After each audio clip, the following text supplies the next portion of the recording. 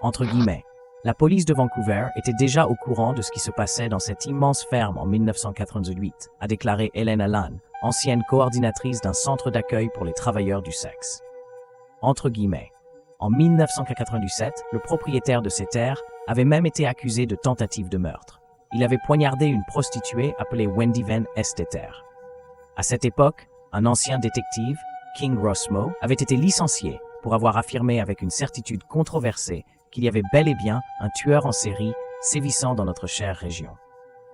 Cependant, la plupart des autres policiers pensaient que toute cette histoire ne valait pas la peine d'être prise au sérieux. Pendant ce temps, même l'émission télévisée American Most Wanted, un programme très populaire aux États-Unis, diffusait des informations selon lesquelles un tueur en série sévissait à Vancouver. Quand ils ont arrêté un homme. Devinez quoi? Personne n'a été surpris par cette découverte. Les travailleuses du sexe que je connaissais rapportaient qu'à chaque fois qu'il apparaissait dans les zones de prostitution, leurs collègues disaient simplement « mauvaise rencontre, mec ». Cela signifiait que ce client était dangereux, qu'il risquait de blesser quelqu'un, voire de le tuer. Quand son nom a été révélé, c'était déjà trop tard. Trop tard pour nous tous, mais surtout pour les victimes, a conclu Helen Allan lors d'une interview. L'histoire d'aujourd'hui concerne la ferme porcine la plus célèbre dans le monde du true crime. Alors, n'oubliez pas de mettre un j'aime sur cette vidéo et d'activer la cloche de notification pour que je puisse tout vous raconter. Les femmes, en particulier celles qui travaillaient comme professionnelles du sexe, disparaissaient fréquemment dans la ville de Vancouver, au Canada. Beaucoup d'entre elles vivaient dans une grande précarité. Certaines étaient même sans abri. Et pour aggraver encore leur situation, beaucoup étaient également dépendantes aux drogues. Dans la plupart des régions du monde, lorsqu'un tueur en série sévit, les corps des victimes sont généralement retrouvés dispersés. Ils peuvent être découverts dans des zones sauvages ou le long des routes. Cependant, à Vancouver, les choses étaient très différentes. Au milieu des années 90, une chose devenait évidente. Lorsqu'une femme disparaissait, elle ne réapparaissait jamais, ni dans une autre ville, ni dans la région. Ces femmes disparaissaient tout simplement, et elles ne revenaient jamais. Ce qui rendait la situation encore plus scandaleuse, c'était la lenteur avec laquelle le département de police du Canada s'intéressait aux signaux alarmants. Il semble évident que plusieurs facteurs ont contribué à cela. D'abord, la police de Vancouver n'avait aucun point de départ.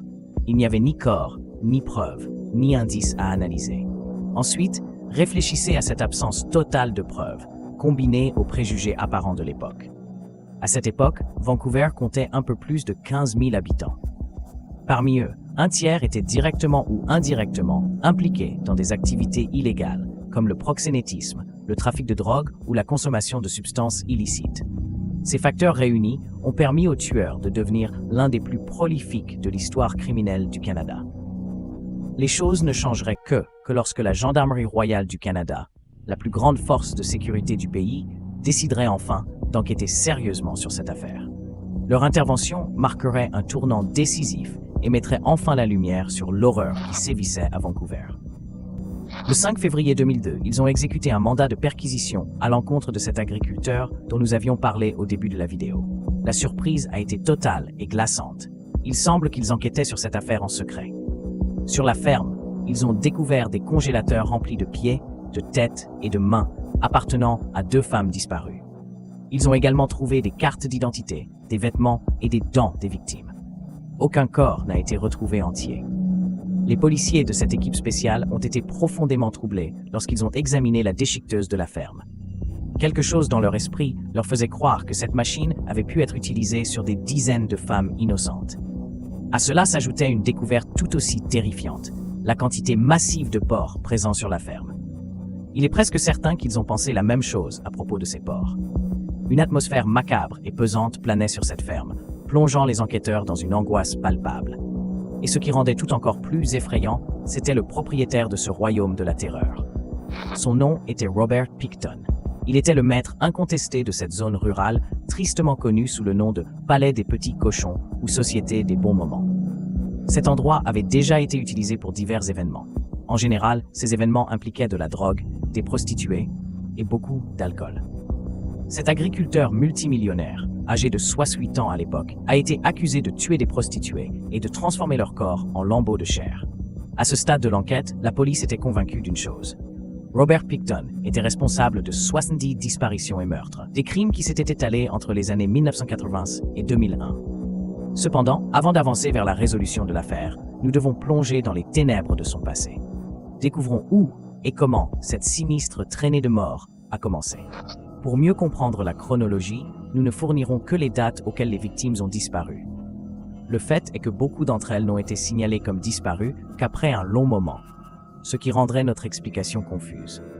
Cela étant dit, passons à l'histoire.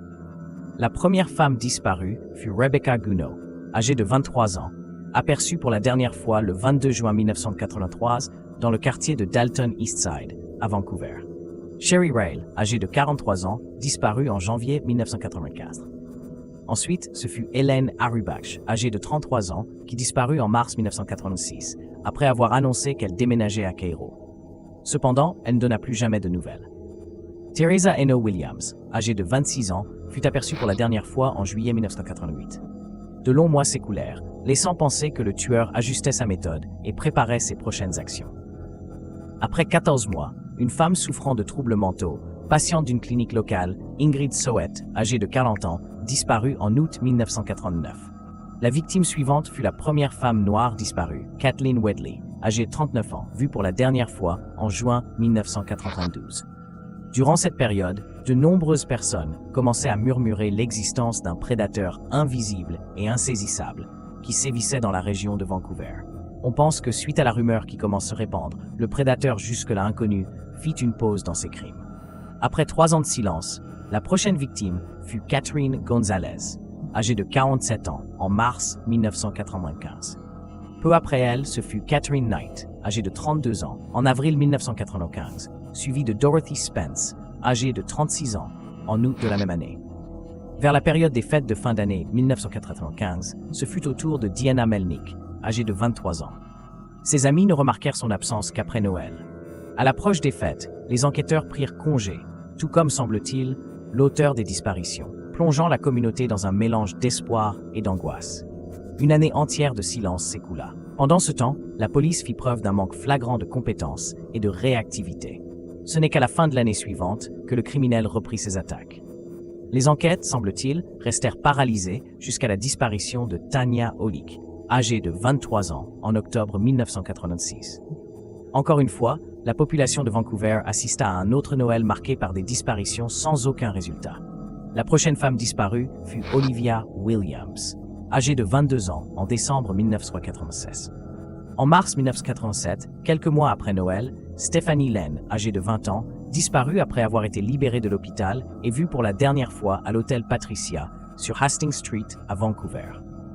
La victime au passé le plus troublant fut Janet Henry, qui avait miraculeusement échappé à la brutalité de Clifford Olson, un tueur en série des années 80. Janet Henry, qui avait miraculeusement échappé à la brutalité de Clifford Olson, ne put éviter le sort tragique de tomber entre les griffes d'un autre prédateur sans pitié. Le 28 juin 1987 marqua la fin tragique de la vie de Janet Henry et le prolongement d'une traînée de crimes qui semblait encore loin d'être résolue. De notre point de vue, nous avons remarqué qu'au mois d'août de cette année-là, les disparitions ont été à la fois extravagantes et marquantes. Il est important de souligner que la police n'a découvert ces disparitions qu'un an plus tard. Gardant cela en tête, poursuivons. Marine Frère, âgée de 25 ans, a disparu en août 1987, tout comme Hélène Rollmark, 32 ans, et Jacqueline Mordock, 28 ans. En septembre 1987, Cindy Beck, 33 ans, a disparu à son tour. C'était une femme sans domicile fixe, menant une vie instable. Ses amis ont mis du temps à remarquer son absence. Gary Kosk, 39 ans, a disparu en janvier 1988. Elle était une femme très appréciée de ses amis et sa disparition a été rapidement signalée. Jacqueline MacDonald, 21 ans, a également disparu en janvier 1988. Cette jeune femme a laissé derrière elle un enfant. Son passé, marqué par des tragédies, lui avait laissé des cicatrices profondes. Sur ses bras, les traces de coupures et de brûlures de cigarettes lui rappelaient constamment sa vie difficile. Elle était une jeune femme aux rêves brisés. Pourtant, elle s'efforçait, malgré tout, de maintenir son enfant dans la joie. À cette période, les enquêtes ont commencé à explorer une hypothèse. Des prostituées auraient été attirées sur des navires dans le port de Vancouver. Selon cette théorie, elles seraient devenues des esclaves sexuels en échange de doses d'héroïne avant d'être jetée à la mer. La porte-parole de la police à Edrena a enquêté auprès des prostituées dans des maisons sûres. Elles ont confirmé que les navires rapportaient beaucoup d'argent et de drogue. Pendant ce temps, Angaral, âgé de 47 ans, a été vu pour la dernière fois en février 1988. Cependant, la victime la plus connue, considérée comme le visage de l'affaire à Vancouver, était Sarah Jenny Defray, 29 ans. Elle a été vue pour la dernière fois le 14 avril 1988. Sarah a laissé derrière elle un journal intime, rempli de poèmes et de pensées personnelles. « Je pense que ma haine sera mon destin, mon bourreau », a-t-elle écrit dans une de ses notes. Jusqu'à ce moment, peu de personnes avaient exprimé une réelle compassion pour ces disparitions. Toutes les victimes étaient des prostituées. La société, en général, ne les voyait pas comme des êtres humains capables de ressentir des émotions. Les civils comme les autorités ne les considéraient même pas comme des personnes. Elles étaient privées de leur droit fondamental d'être protégées et respectées. En juillet 1988, Sheila Egan, âgée de 20 ans, a disparu à son tour. Les recherches officielles n'ont pris un sens et une direction qu'à partir de cette année-là. Plus précisément, elles ont commencé en septembre 1988, après qu'un groupe autochtone ait transmis à la police une liste des victimes disparues. Les autochtones considéraient ces femmes comme des personnes assassinées dans la région de Dalton. Ce site représentait un lieu sacré pour eux, et la tribu insistait pour qu'une enquête complète soit menée, car beaucoup de ces femmes appartenaient à leur communauté. Cependant, malgré les exigences de la tribu, les policiers ont rapidement rejeté cette hypothèse, la jugeant incohérente. Les enquêtes menées par la police ont conclu que bon nombre de ces prétendues victimes étaient mortes de maladie ou d'overdose. De plus, ils ont affirmé que plusieurs d'entre elles avaient quitté Vancouver et avaient même été retrouvées vivantes. Néanmoins, au milieu de ces allégations contradictoires, un détective s'est démarqué. Fasciné par cette affaire, il était intrigué par les mystères non résolus et les témoignages troublants qui semblaient pointer vers une vérité plus complexe. Son nom était Davidson. Il a ouvert sa propre enquête et a établi une liste des femmes disparues. Dans cette liste, il y avait suffisamment de noms pour justifier la création d'une force spéciale. Cette affaire a surpris ses supérieurs. Pendant que le dossier avançait, en mars 1989, Jamil Hamilton, une femme transsexuelle, ancienne prostituée et directrice du centre d'accueil pour les travailleurs du commerce sexuel, a annoncé une conférence de presse. Elle y a exprimé ses craintes concernant les prostituées disparues. Les amis, les familles et Emily elle-même ont accusé les autorités de mépris et ont exprimé leur méfiance envers la police. Ce jour-là, Wayne Long, un ami de Sarah Deves, une femme disparue, a pris la parole devant les médias pour raconter qui était Sarah. Il avait tout fait pour afficher des posters dans tous les quartiers de prostitution à Vancouver et avait même créé un site web dédié aux prostituées disparues de la région. À partir de ce moment, Sarah est devenue le nouveau visage des disparitions à Vancouver. C'était une femme d'esprit inquiet, écrivant constamment dans son journal intime. Pensées, dessins et poèmes remplissaient son existence difficile et tragique. Un poème qu'elle avait écrit a marqué tous ceux impliqués dans l'affaire. Ces mots ont longtemps hanté les esprits des enquêteurs, des familles et des habitants de Vancouver. Un nouveau corps de femme est retrouvé, battu et méconnaissable. Tu prends une gorgée de ton café, une bouffée de ta cigarette. Tu tournes la page, mordant dans ta tartine. Juste un jour de plus. Juste une mort de plus. Juste une chose de plus à oublier. Toi et ta vie douce et protégée. Continue seulement. Continue, car personne de spécial de ton monde n'est parti. Juste une autre prostituée de la rue Hastings, condamnée à mort, sans juge, sans jury, sans procès, sans pitié. Le marteau du juge est déjà tombé, la sentence est déjà rendue. Sarah représentait l'une des innombrables travailleuses du sexe à travers le monde, dont la vie a été brutalement fauchée par un tueur en série sans pitié. Elle a été attaquée par un prédateur qui ne voyait aucune valeur dans la vie humaine. Un prédateur injuste, choisissant ses victimes parmi les plus faibles et vulnérables, un lâche sans scrupules. Sarah ne le saura peut-être jamais, mais elle a été le visage d'une lutte, et l'une des principales raisons pour lesquelles le Canada a pu remonter jusqu'aux responsables de ces disparitions. Bien que les recherches aient pris une nouvelle direction, la police n'était pas encore sûre qu'il s'agisse d'un tueur en série. Anne Drena, porte-parole de la police, a déclaré C'est l'une des affaires les plus complexes que nous ayons jamais traitées. Nous n'avons pas de scène de crime, pas de corps. C'est extrêmement frustrant. Cependant, les services sociaux de Vancouver soupçonnaient clairement qu'un tueur en série soit responsable des disparitions de plus de 29 travailleuses du sexe. Anne Drena a également expliqué que, étant donné que Vancouver est entouré par la mer et les montagnes, la région représentait un endroit idéal pour cacher des corps. Le nombre de femmes disparues a conduit tant la police de Vancouver que les services sociaux à conclure qu'il s'agissait bien d'un tueur en série. Beaucoup de travailleuses du sexe disparaissent tragiquement à travers le monde, mais le schéma est souvent le même. Certaines disparaissent en raison de réhabilitation, de changement de lieu de travail, d'overdose ou de suicide. La plupart du temps, elles finissent par revenir vivantes ou mortes dans leur ville natale. Dans le cas de Vancouver, ce schéma a été brisé. Ces femmes disparaissaient tout simplement, faisant de cette affaire quelque chose de terrifiant à vivre et à enquêter. Dès 1989, des rapports sur les femmes disparues ont été transmis à diverses institutions. Hôpitaux, établissements psychiatriques, morgues et bureaux de services sociaux à travers le Canada et les États-Unis. Ces efforts ont permis de révéler de nouveaux cas.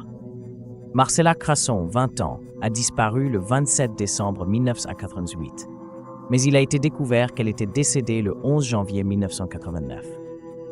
Linda Jean Combis, inscrite sur la liste, était recherchée par sa famille, qui avait contacté la police à plusieurs reprises. En 1989, il a été révélé que Linda était décédée le 15 février 1984. Son corps a été identifié grâce à des analyses ADN et sa famille a été informée. La cause de sa mort reste incertaine, mais une overdose est fortement suspectée, comme pour Marcella Crasson. Karen Ann Smith, une autre femme récemment déclarée disparue, a été retrouvée décédée le 13 février 1989 à l'hôpital de l'Université de l'Alberta à Edmonton. À cette époque, les prostituées étaient déjà traitées de manière plus humaine. On leur offrait des cours d'autodéfense et on leur conseillait de signaler leur localisation à la police. Bev Mantz, responsable de ce programme, a permis à de nombreuses travailleuses du sexe d'être plus prudentes et de travailler avec des clients réguliers. Avec l'aide d'un programme informatique, la force spéciale a utilisé une base de données appelée « Mort et lutte contre le commerce sexuel avec des indices ». Ce système leur permettait d'ajouter des informations sur les suspects potentiels, les proxénètes, les clients réguliers et leurs descriptions physiques. Grâce à cette technologie, la force spéciale a travaillé plus efficacement en enquêtant sur plus de 40 dossiers de disparition datant de 1975. Ils ont établi un schéma réduisant la liste à 16 cas entre 1995 et 1989. Plus de 400 enquêteurs ont été affectés à l'affaire. Cependant, malgré ces efforts, de nombreuses personnes restaient sceptiques quant à l'existence d'un tueur en série. En mai 1989, l'inspecteur Kim Rosmo a créé une technique appelée profil géographique, où il cartographiait les crimes non résolus et découvrait le modus operandi et la signature du supposé tueur en série. Il a averti les enquêteurs que dans le quartier d'Altonside, un plus grand nombre de prostituées avaient disparu et que cette zone devait être réanalysée. La police, cependant, niait ces découvertes et insistait que les femmes avaient pu simplement quitter la ville. Comme vous pouvez l'imaginer, ces affirmations provenaient de leurs supérieurs, qui, clairement, ne voulaient pas accepter le fait qu'ils échouaient dans une enquête sur un tueur en série prolifique et dangereux.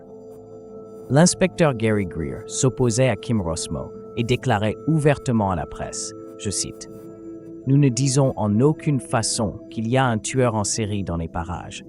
Nous ne disons pas que toutes ces personnes disparues sont mortes. Nous ne disons rien de tout cela. » Kim Rosmo s'est ouvertement opposé à cela et a démissionné des forces de police après avoir été rétrogradé en guise de sanction. La force spéciale, qui était déjà en difficulté, est devenue encore plus désorientée en perdant quelqu'un comme Kim Rosmo. Entre les mains inefficaces de la police, tout ce qu'ils avaient était des proxénètes qui ne coopéraient pas avec les enquêtes et ordonnaient à leurs employés de ne pas entrer en contact avec la police. En juin 1989, plusieurs proches des femmes ont été convoqués pour des analyses ADN et des entretiens afin de recueillir plus d'informations. Tout a été analysé avec l'aide des bases de données de la police et des médecins légistes du Canada et des États-Unis. Malheureusement, aucun enregistrement dans les cimetières ou les cliniques de réhabilitation n'a aidé à retrouver les femmes. La voie est devenue encore plus étroite. Jusqu'à ce moment, les disparitions avaient cessé, ouvrant la voie pour que les enquêtes progressent. Cependant, il n'a pas fallu longtemps pour que le malheur des enquêteurs revienne et que de nouvelles victimes commencent à être signalées. Julie Hong, âgée de 31 ans, a été vue pour la dernière fois en octobre 1989. Angela Jardim, âgée de 28 ans, avec une capacité mentale d'un enfant de 10 ans, a disparu en novembre 1988, mais n'a été signalée qu'en décembre 1989. La police a reçu l'appel de Patricia Gay Perkins, âgée de 22 ans, qui, ayant appris qu'elle figurait sur la liste, a informé qu'elle avait arrêté la drogue et qu'elle vivait une nouvelle vie. Des nouvelles comme celle-ci ont même redonné de l'espoir aux familles, et de nombreux autres disparus ont finalement réussi à informer la police qu'elles étaient encore en vie. Roseanne Jansen, âgée de 50 ans, en décembre 1989, a été retrouvée vivante à Toronto grâce aux investigations, et elle n'avait même pas idée qu'elle était recherchée pour disparition. Bien que cela ait suscité un léger espoir quant au sort des femmes, la liste était encore longue, et la possibilité que de nouvelles victimes apparaissent et prennent la place de celles-ci était élevée. Vancouver devenait un endroit inconfortable à vivre en raison des disparitions inexpliquées de plusieurs femmes. Ce qui était encore pire, c'est qu'il ne semblait clairement pas qu'il y aurait une fin si rapide à cet événement macabre. La force spéciale a commencé à explorer des suspects, mais toutes les investigations n'ont mené à rien, jusqu'à ce qu'en 2002, ils examinent des dossiers qui mentionnaient un témoignage de la fin de 1988, fait par téléphone. Le nom du document était au nom du témoin Bill Hiscox, âgé de 37 ans, employé de l'entreprise PNB Salvage dans le sud-est de Vancouver.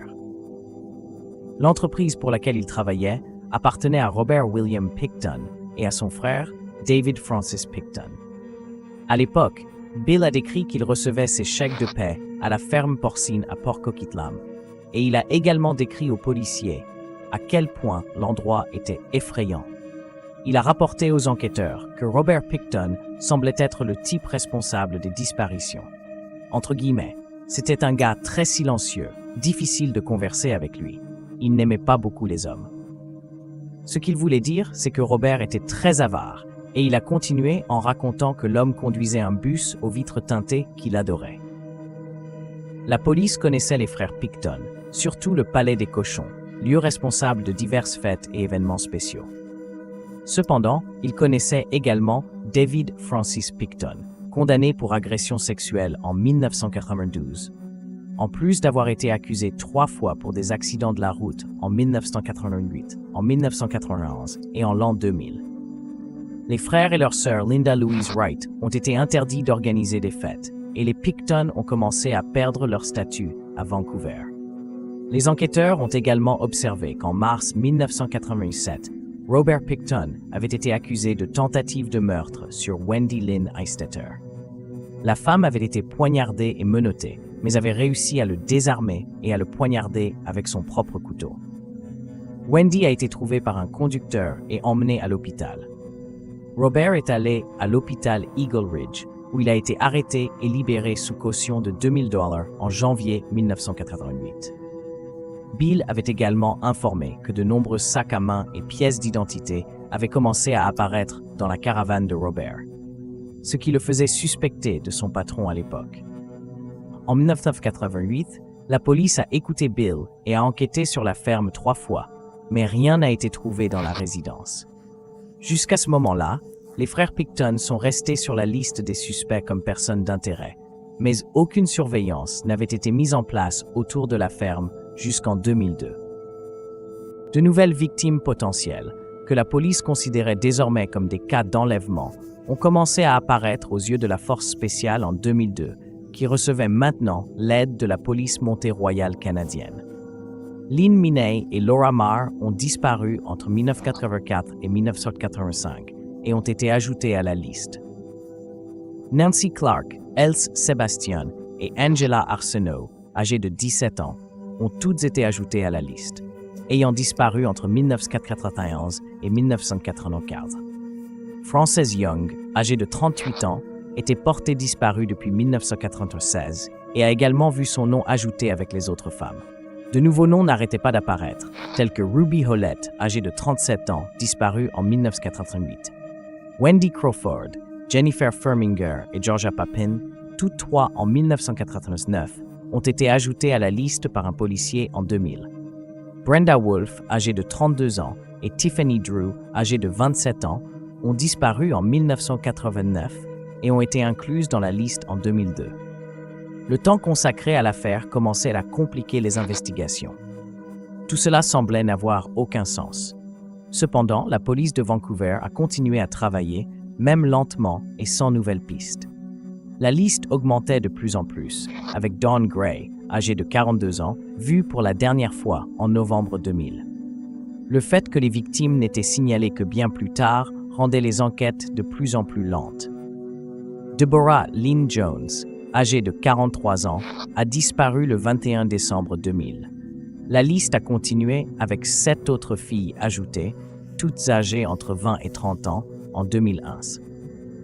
Le dernier disparition a eu lieu le 23 novembre 2001, celle de Mona Wilson, âgée de 26 ans. Tout ce que la force spéciale pouvait faire était d'attendre une erreur de la part du tueur. En raison du manque d'avancées dans les enquêtes, ils ont commencé à enquêter sur leur suspect potentiel le plus probable, la ferme des Picton. Le matin du 7 février 2002, les habitants de Vancouver ont été surpris par les nouvelles. Une annonce avait été faite par l'officier Catherine Galliford, qui a affirmé que la ferme porcine était en cours de perquisition. Robert Picton avait été placé en garde à vue en raison d'une accusation de possession illégale d'armes et a failli être libéré pour cette accusation. Cependant, le 22 février 2002, il a été arrêté pour 2 accusations de meurtre. Les victimes ont été identifiées comme étant Serena Abotsway et Mona Wilson. Les 2 femmes étaient parmi les dernières à être ajoutées à la liste des disparitions de Vancouver. Robert a manifesté de la surprise face aux accusations portées contre lui, tandis que les familles étaient anxieuses des résultats de cette affaire. Le 8 mars 2002, l'ADN trouvé à la ferme a été identifié et prouvé appartenir à Serena Abotsway. C'était la fin du tueur en série le plus brutal de l'histoire du Canada. L'histoire du passé des Picton est brève. David Francis et Robert Picton, avec Linda Louise Wright, ont hérité de l'affaire qui, par la suite, est devenue Graceley. Avant cela, entre 1994 et 1995, certaines parcelles ont été vendues, à un taux de 5,16 millions de dollars. En 1996, Roe, une organisation, a appelé Palais des Cochons ou aussi Société des Bons Temps. Comme mentionné au début, c'était là où se déroulaient des événements, des fêtes et même des spectacles. Toute la ville connaissait les frères Picton pour dépenser sans compter lors de leur bill. Hiscox, responsable du thé, a déclaré que la ferme et qu'elle possédait des porcs de 270 kilos qui vous poursuivaient si l'occasion se présentait. En mars 2002, les habitants de la région ont dit que des restes humains auraient pu être mélangés à la vie et ensuite distribués dans tout le downtown East Side comme moyen d'éliminer les PEP. Les autorités ont rassuré la population en informant que la viande n'avait pas été commercialisée, mais vendue ou donnée par Robert lui-même. Entre guillemets, certains ont été servis lors de barbecues et d'autres ont été donnés à des associés proches de Robert Picton, a déclaré l'officier de santé Barry Kendall. Il a été dit que dans les congélateurs, on a trouvé des pieds, des têtes et des mains des 2 femmes disparues, en plus de poubelles contenant des cartes d'identité, des vêtements et des dents. Les enquêteurs croyaient que le broyeur à bois et les porcs eux-mêmes avaient également été utilisés comme moyen d'éliminer les preuves. Barry Kendall a conclu en disant qu'une grande quantité pourrait encore se trouver dans les congélateurs de certaines personnes. Le 30 janvier 2006, le procès a commencé à New Westminster. Robert a plaidé non coupable aux 27 accusations de meurtre au premier degré devant la Cour suprême de la Colombie-Britannique. En mars de cette année-là, l'une des accusations a été rejetée par le juge James Williams en raison du manque de preuves. C'était une affaire compliquée où le juge James a divisé les accusations en un groupe de 6 et un autre de 20. Le premier procès portait sur les 6 accusations et le reste aurait lieu le 4 août 2010. Le 22 janvier 2007, Robert a été jugé pour les 6 accusations.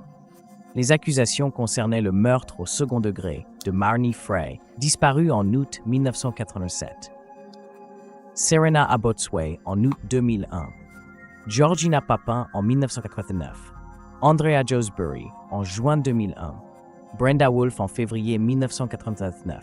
Mona Wilson en novembre 2001.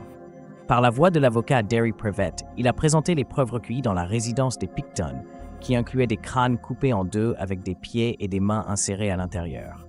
De nombreux restes mortels ont été trouvés dans des sacs poubelles autour de la propriété, et des vêtements des victimes ont été découverts en grand nombre dans la caravane de Robert.